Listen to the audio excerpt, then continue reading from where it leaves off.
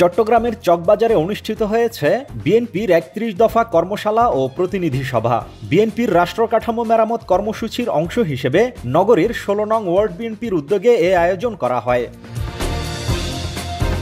অনুষ্ঠানে প্রধান অতিথি ছিলেন চট্টগ্রাম মহানগর বিএনপির সদস্য সচিব নাজিমুর রহমান। তিনি বলেন, গণতন্ত্র পুনরুদ্ধার ও জনগণের অধিকার প্রতিষ্ঠা করাই আমাদের অঙ্গীকার।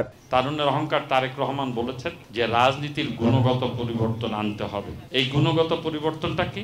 যোগ্য, শিক্ষিত, সমাজে প্রতিষ্ঠিত ভালো মানুষদেরকে আমাদেরকে আগামী দিনে দলের নেতৃত্বে নিয়ে আসতে হবে, সামনের কাতারে নিয়ে আসতে হবে। আমরা এতগুলো কর্মী আছি, সবাই যদি ঐক্যবদ্ধ থাকি, যত বড় শক্তি আসুক না কেন, ইনশাল্লাহ আপনাদেরকে পরাজিত করার ক্ষমতা কারো হবে না। মঞ্জুরুল আলম মঞ্জুর সভাপতিত্বে সভায় বিশেষ অতিথি হিসেবে বক্তব্য রাখেন চট্টগ্রাম মহানগর বিএনপির যুগ্ম আহ্বায়ক নিয়াজ মোহাম্মদ খান এবং প্রধান বক্তা ছিলেন নগর বিএনপির যুগ্ম আহ্বায়ক ইয়াসিন চৌধুরী লিঠন। কর্মশালাটি সঞ্চালনা করেন চকবাজার ওয়ার্ড বিএনপির সাবেক সাধারণ সম্পাদক এম এ হালিম বাবলু। এ সময় অন্যান্য নেতৃবৃন্দের মধ্যে উপস্থিত ছিলেন চট্টগ্রাম কারা পরিদর্শক বিএনপি নেতা মোহাম্মদ নাসির উদ্দিন, নগর বিএনপির সদস্য মোহাম্মদ মহসিন, নগর বিএনপির সাবেক সদস্য সালাউদ্দিন কায়সার লাভু, ফয়সাল খান, মাহবুব রানা, আখম জাহাঙ্গীর সহ বিভিন্ন নেতৃবৃন্দ উপস্থিত ছিলেন।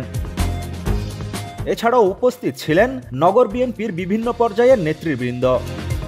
কর্মশালায় ৩১ দফা বাস্তবায়নের কৌশল, দলীয় সংহতি ও জনসম্পৃক্ততা বৃদ্ধির উপায় আলোচনা করা হয়। বিএনপি নেতারা দৃঢ় প্রত্যয় ব্যক্ত করে বলেন, জনগণের অধিকার প্রতিষ্ঠায় এই আন্দোলন অব্যাহত থাকবে।